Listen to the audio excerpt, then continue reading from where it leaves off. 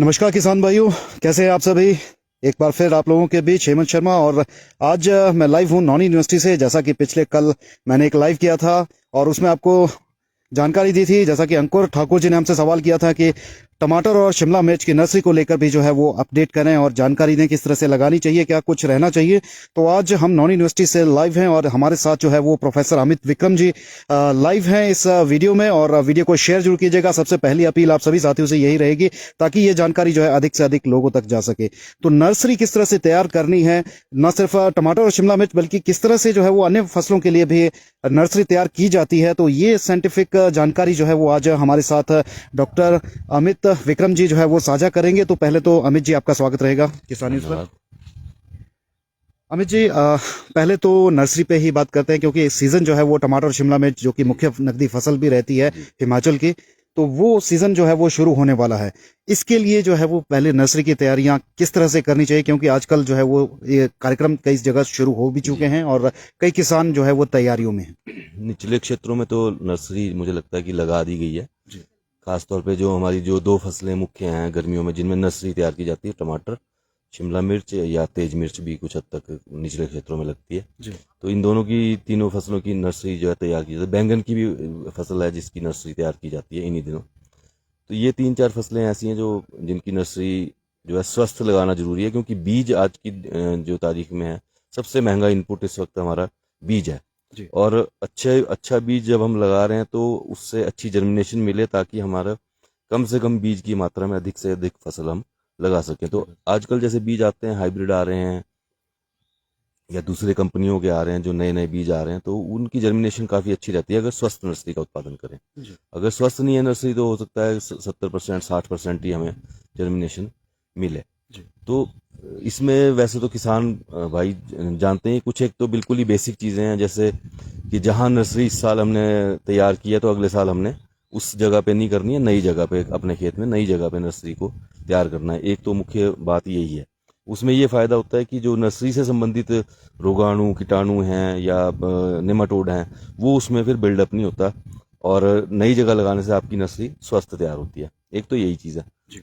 दूसरे कि उसमें जैसे आजकल बारिशें पड़ी हैं, पीछे भी बर्फ पड़ी है, तो अगर हम समय पे तैयारी रखते हैं तो उसमें एक तैयारी का एक भाग ये भी है कि जहाँ पे हमने नर्सरी लगानी है तो उसको हम ढक दें पहले ही प्लास्टिक से या किसी भी चीज़ से, ताकि उसमें पानी ना जाए। अत्यधिक नमी जब अगर मिट्टी में होगी तो उस वजह से भी जो है ये कमर तोड़ का रोग है या दूसरे कई रोग हैं जो नर्सरी में पौध को जर्मिनेट करते वक्त भी या उससे पहले भी लग जाते हैं। तो वो इसमें दो चीज़ें ध्यान रखनी है। डॉक्टर साहब, जैसा आपने कहा कि जहाँ जिस जगह पर आपने नर्सरी लगानी है उसको आप कवर करके रखते हैं, कितने दिन के लिए कवर करना है और क्या कुछ उसमें कवर करने से पहले कोई किसी तरह का विटामिन डालने हैं या किसी तरह की दवा का यूज करना है? नहीं, वो तो मैंने इसलिए वो बताया प्रिकॉशनरी, कि जैसे बारिश पड़ रही है तो बहुत ज्यादा गिल्ला हो गया आपका खेत तो आप समय पे नहीं लगा पाएंगे। तो जब हम नर्सरी तैयार कर रहे हैं तो हमने समय पर उसको बिजाई करना सबसे पहला स्टेप है। तो अगर उसमें आपके पानी भर गया खेत में और अब हम इंतजार करेंगे कि ये सूखेगा, नमी घटेगी, उसके बाद हम उसमें बिजाई करेंगे, तो उससे बेहतर ये है कि उसको हम पहले ही ढक दें प्लास्टिक से, ताकि उसमें बेतहाशा पानी, जैसे बारिश खूब हुई, बर्फ खूब पड़ी है इस बार, तो उससे क्या है कि नमी का हम इंतजार करते रहेंगे कि ये सूखेगा तब हम बिजाई करेंगे। तो बेहतर यह है कि हम कवर कर दें उसको।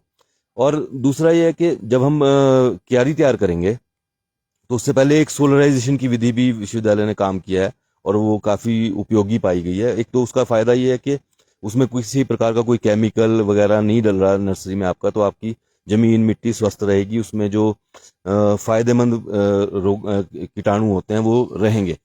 तो उसमें क्या है कि हमने 25 से लेकर के 50 माइक्रोन मोटाई की जो है पारदर्शी प्लास्टिक की फिल्म मिलती है, यूवी स्टेबलाइज्ड उसको बोलते हैं, वो मार्केट में कॉमनली मिलती है किलो के हिसाब से। तो उससे ढक देना है उस एरिया को जहाँ पे हमने नर्सरी लगानी है, और लगभग 4 से 6 हफ्ते तक बिल्कुल ढक के सील कर देना चारों तरफ से मिट्टी से ही।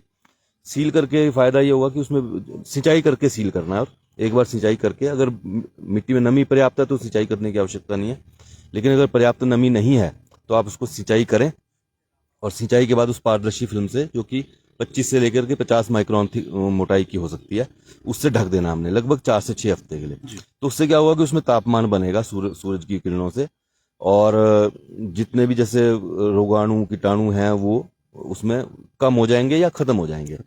तो उसके बाद हमने जब बेड तैयार करने हैं तो बेड में एक नियम है कि लंबाई तो आप जितनी मर्जी रख लें, लेकिन चौड़ाई जो है वो 1.25 मीटर से ज्यादा कभी नहीं रखनी है आपने। उसका कारण ये है कि हमारी बाजुओं की जो पहुंच है कि बिना बेड में घुसे हम उसमें जो ऑपरेशन है, कल्चर ऑपरेशन है, वो कर सकें। तो इसलिए जो अनुमोदन हमने किया हुआ है या प्रैक्टिकली जो आसान है वो है कि 1 मीटर या 1.25 मीटर, अधिकतम 1.25 मीटर तक चौड़ाई का बेड रखें। उसको ऊंचा बनाएं, कम से कम 6 इंच ऊंचाई पर उसको रखें, ताकि उसमें पानी खड़ा ना हो। बारिश हो जाती है या पानी हम देते हैं तो वो पानी अगर उसमें खड़ा ही हो गया तो उसमें आपकी नर्सरी में फिर कमर तोड़ या दूसरी समस्याएं आ सकती हैं, या पानी के इकट्ठा होने से बीज जो आपका खराब हो सकता है या पौध खराब हो सकती है। और साथ ही उस वक्त ही हमने डालना है बिजाई से पहले 20 से 25 किलोग्राम जो है अच्छी गली सड़ी जो गोबर की खाद होती है अपने घर में, पशु हमारे घर में सबके में हैं, तो 20 से 25 किलोग्राम जो है 3 मीटर लंबे, 1 मीटर चौड़े और 15 सेंटीमीटर ऊंचे बेड के लिए 20 से 25 किलोग्राम FYM या गोबर की खाद जिसको हम बोलते हैं, साथ में 200 ग्राम सिंगल सुपर फास्फेट, और साथ में ही 15 से 20 ग्राम या अधिकतम 25 ग्राम जो है ये मैनकोजेब जो दवाई मिलती है। हालांकि ये अभी सरकार की बैंड लिस्ट में आ गई है, हालांकि अभी बैन को इम्प्लीमेंट नहीं किया गया क्योंकि बहुत सारे किसान संगठनों ने ही मांग की थी कि मैनकोजेब को अभी रखा जाए। तो फिलहाल वो हमारे पास है, हालांकि वो बैन की लिस्ट में जा रही है। जब वो इम्प्लीमेंट हो जाएगा तो तब हम अनुमोदित नहीं करेंगे, लेकिन फिलहाल के लिए मैनकोजेब जो है 15 से 20 ग्राम उसमें आपने क्यारी में मिला करके फिर उसको ढक देना है। ये जो आपने बेड का साइज बताया उसके मुताबिक ये क्वांटिटी डालनी है। हाँ जी, 3 मीटर लंबा, 1 मीटर चौड़ा और 15 सेंटीमीटर ऊंचा बेड जो है उसमें 15 से 20 किलोग्राम FYM, 200 ग्राम सिंगल सुपर डॉक्टर साहब, एक और जानकारी मैं आपसे जानना चाहूंगा, क्योंकि क्लाइमेटिकली मैं बात करूं तो 3 स्टेजेस मुझे लगता है यहाँ पर रहती है टमाटर की। एक नदी वाला एरिया, एक नदी से ऊपर का एरिया, और एक जो थोड़ा बर्फीला एरिया या तो हल्की बर्फ जहाँ पे गिरती है, सोलन और सिरमौर की अगर मैं बात करूं खासतौर पर, तो तीनों में जो है वो नर्सरी एक तरह का ही सिस्टम रहेगा या तीनों में अलग अलग वेरिएशंस कुछ रखने की या कुछ प्रिकॉशंस रखने की जरूरत है? नहीं, नर्सरी का देखो तकनीक तो एक जैसी रहने वाली है, लेकिन समय अलग अलग हो जाएगा। जैसे जो निचले क्षेत्र हैं उनमें तो संक्रांति या 15 जनवरी के बाद बिजाई कर देते हैं, लेकिन अगर हम इधर आ जाएं थोड़ा जो मिड हिल्स एरिया है जैसे हमारा एरिया है, तो इसमें हम 1 फरवरी के बाद या 15 फरवरी के बाद करना पसंद करते हैं, क्योंकि अक्सर ये गर्मी वाली फसलें जो है इनमें लो टेम्परेचर से या तापमान कम होने से बीज जो है वो या तो लेट जर्मिनेट होता है या खराब भी हो जाता है कई बार। तो इसलिए इसमें सबसे अच्छा ये रहता है कि थोड़ा सा लेट लगाएं हम, तो उसमें यह है कि जो बारिश बुरिश का समय है, ठंडा मौसम है, वो निकल जाता है, तो वो है। और दूसरा, अगर हम ऊंचे क्षेत्रों की बात करें तो वहां पर तो लगभग मार्च अप्रैल तक जो है बर्फ पड़ने का अंदेशा रहता है, तो वहां अप्रैल के बाद अगर हम बिजाई या नर्सरी बेड अपने तैयार करें तो बेहतर है। डॉक्टर साहब, एक और बात जो मैं जानना चाहूँगा आपसे, जिस तरह से हम नर्सरी लगाते हैं तो नर्सरी लगाने के बाद जब आप उसको तैयार पूरी तरह से हो जाती है, कितने दिन में तैयार हो जाती है? पहले तो ये भी जानना चाहूँगा आपसे कितने दिन में निकालनी चाहिए, और दूसरा जो है जब निकालते हैं तो नीमाटोड की बात करें और कमर तोड़ की, ये 2 समस्याएं मुख्य तौर पर टमाटर में जो है वो रहती है, इसके अलावा शिमला मिर्च में भी रहती है, तो इनसे कैसे निजात पाई जा सकती है? कोई इस तरह का समाधान अगर आपके पास? जी, इसमें देखिए एक तो जैसे यहाँ जो हमने बेड का साइज बताया, जैसे 3 मीटर गुना 1 मीटर का बेड है, तो उसमें लगभग 40-50 ग्राम बीज जो है टमाटर का आ जाता है एक बेड में ही। या फिर अगर हम शिमला मिर्च की बात करें तो 110 से लेकर के 120 ग्राम बीज जो है एक बेड में हम डाल सकते हैं। उसका कारण ये है कि शिमला मिर्च में जर्मिनेशन कम होती है बीज की, तो इसलिए थोड़ा सा बीज ज्यादा डलता है।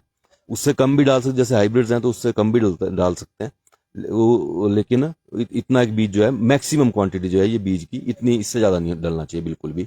उससे ज्यादा अगर हम डालते हैं तो घना हो जाएगा बीज, तो उसमें कमर तोड़ की समस्या आ सकती है, या पौधे जो है वो आपके जैसे सीधे बनेंगे तो इतने स्वस्थ और रोबस्ट जैसे सीडलिंग होती है ना, वो नहीं बनेगी उसमें, ज्यादा घनी अगर सीडलिंग होगी। दूसरे, जैसे आपने कमर तोड़ की बात की, तो कमर तोड़ के लिए शुरू में जो हमने 15 से 20 ग्राम जो है मैनकोजेब की बात की थी हमने, वो डाल लेंगे हम, तो उसमें काफी कम हो जाता है। और दूसरे, नमी का नियंत्रण, जो शुरू में हमने बोला था कि भी बेड को जो कवर्ड रखना है एट ऑल टाइम्स, तो उसका पर्पज ये है कि उसमें फालतू नमी ना जाए। अगर फालतू नमी आपके खेत में जा रही है, नर्सरी में जा रही है, नॉट खेत में तो नहीं, लेकिन नर्सरी में अगर आपके जा रही है, तो फिर कमर तोड़ आना निश्चित है। फिर अगर हमने चाहे वो फंजीसाइड भी हमने डाला हुआ है, उसके बावजूद भी कमर तोड़ आ जाएगी, क्योंकि नमी ज्यादा है और नमी उसको चाहिए। नमी से तापमान भी घटता है, तो कम तापमान पे पिथियम नामक जो रोगाणु है उससे ये नर्सरी की डिजीज कमर तोड़ आती है। तो वो उसकी जो है इन्फेक्शन फैलती है। तो इसलिए बेहतर ये है कि हम उसमें मॉइस्चर वही डालें जो हम डालें। सिंचाई कर रहे हैं, जैसे अब गर्मियों में नर्सरी तैयार करनी है तो दिन में 2 बार सिंचाई सुबह शाम की जाती है। जैसे आजकल सर्दियों के दिन है तो दिन में 1 बार सिंचाई करके काम चल जाता है। उसके बाद हम उसमें चाहे प्लास्टिक की टनल बना लें, ऊपर से प्लास्टिक की टनल भी बना सकते हैं। कई फार्मर्स ने ऐसा किया हुआ कि परमानेंट स्ट्रक्चर बनाए हैं स्टील के, आयरन के बना करके, और उसके ऊपर वो प्लास्टिक की जो है वो लेयर, जब बारिश बुरिश होने का अंदेशा होता है तो उस वक्त वो लगा देते हैं। तो उससे वो सिंचाई को और मॉइस्चर को जो है मिट्टी में नियंत्रित करते हैं। तो सबसे अच्छा उपाय तो यही है, रादर देन कि हम वो करें।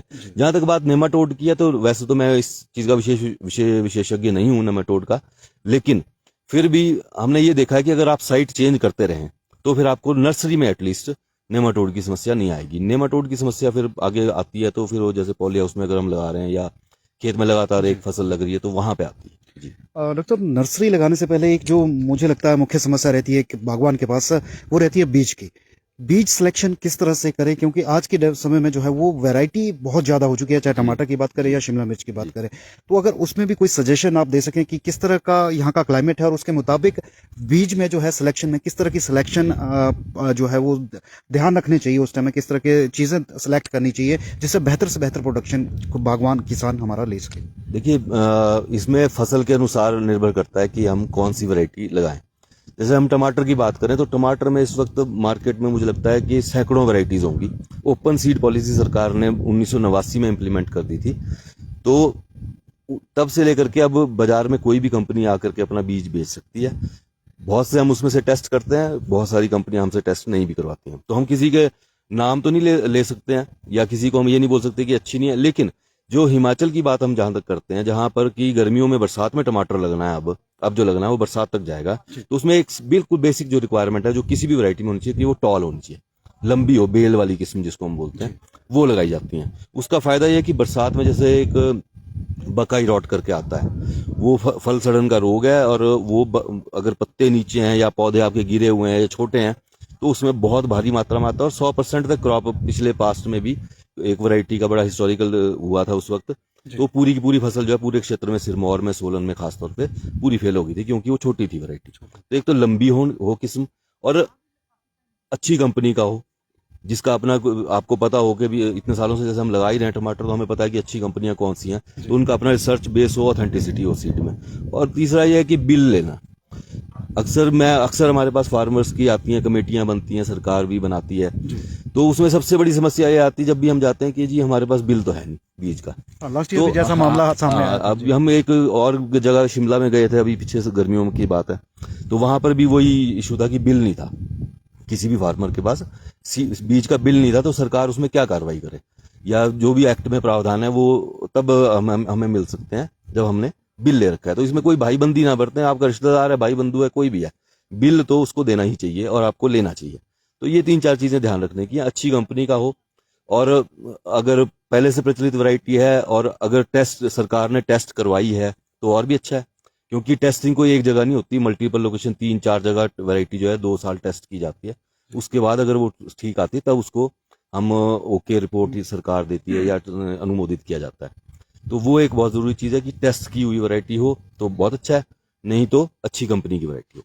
जी चलिए डॉक्टर साहब, बहुत बहुत शुक्रिया हमारा साथ देने के लिए। तो साथियों, ये टमाटर और शिमला मिर्च की नर्सरी को लेकर खास तौर पर ये वीडियो था, और इसके अलावा भी जो बाकी नर्सरियां लगती है तो उसमें किस तरह की बातें ध्यान में रखनी है, वो सारी बातें हमें डॉक्टर अमित विक्रम जी ने जो है वो बताई हैं। नॉन यूनिवर्सिटी के प्रोफेसर हैं और काफी अच्छी जानकारी इस विषय पर रखते हैं। तो मुझे लगता है ये वीडियो काफी लंबा हो चुका है और काफी जानकारी हम दे चुके हैं आपको, और उम्मीद है आपको ये वीडियो बेहद पसंद भी आया होगा। वीडियो को शेयर जरूर कीजिएगा ताकि ये जानकारी हमारे ज्यादा से ज्यादा किसान भाइयों तक पहुंच सके, और कमेंट जरूर कीजिएगा आपकी क्या राय है, और अगर आपका कोई सवाल फिर भी रहता हो तो आप कमेंट के माध्यम से उस सवाल को जरूर रखिएगा। हम जो है वो डॉक्टर अमित विक्रम जी से इसकी जानकारी जरूर लेंगे अगर आपका कोई सवाल रहता होगा। तो फिलहाल इस वीडियो को मैं यहीं रोकता हूं, अभी के लिए इतना ही, धन्यवाद।